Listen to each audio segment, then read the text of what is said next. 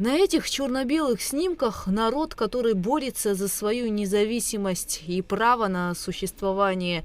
На кадрах люди, за которыми шли, созидавшие и вложившие душу и силы, чтобы их родина процветала, а самое главное, была свободной.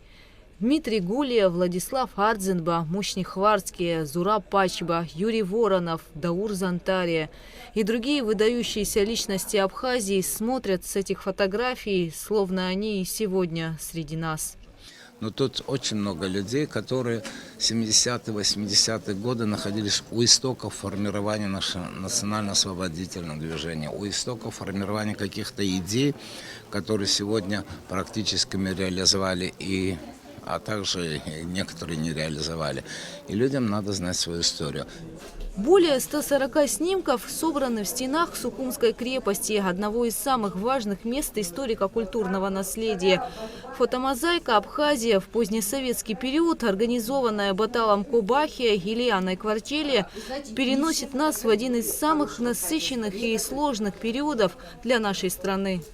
Начали мы с середины 70-х годов. Это было очень интересное время, очень много современников наших, которые могут рассказать об этих событиях. А, к сожалению, очень многих уже нет людей. Вот мы решили показать, что происходило в Абхазии, чем жило наше общество в разных сферах, и в политике, и в археологии, и в культуре, в науке и так далее. Показать со всех сторон, что это был очень сложный период, это был и период творческого подъема, перестройка началась, свобода слова. В общем, оцифровано более 1500 фотографий. Они будут представлены позже. Это такая большая работа, которую мы продолжим. Мы будем работать с частными архивами, цифровать их, чтобы это было в фондах нашего госархива, чтобы это было навечно спрятаны. Фотографии портятся, очень тяжело было их обрабатывать, но вот то, что видите, что получилось. Как отметили организаторы, сбор снимков – очень сложная и кропотливая работа. В сборе материала помогли руководители государственных музеев. Многие фото из личных архивов общественных и политических деятелей. Мы работали с архивами и Государственного музея, и архива Музея боевой славы Гудауты, и с частными архивами, как, например, архив Владимира Попова, Ремзи Константиновича Агарба, и Кецба, и других людей.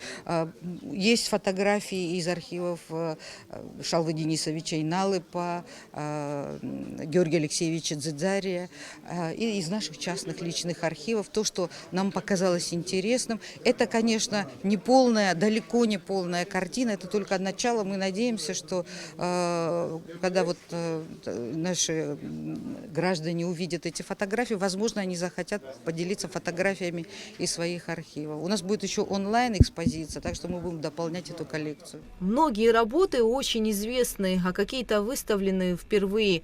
Тематика снимков разнообразна. Диаспора, общественно-политическая жизнь, спорт, культура, искусство и археология. Археология очень важна была в тот период.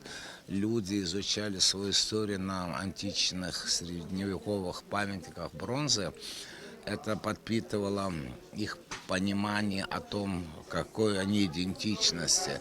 Очень мало было правдивой истории, археология. Вот туда паломничество, к Мушне Хварцке, вся рафинированная интеллигенция, богема, ученые ходили на раскопки, копали, а вечерами размышляли о будущем нашей страны, о нашей культуре. Одна из главных целей выставки не только рассказать, но и вызвать интерес у молодого поколения к своей истории.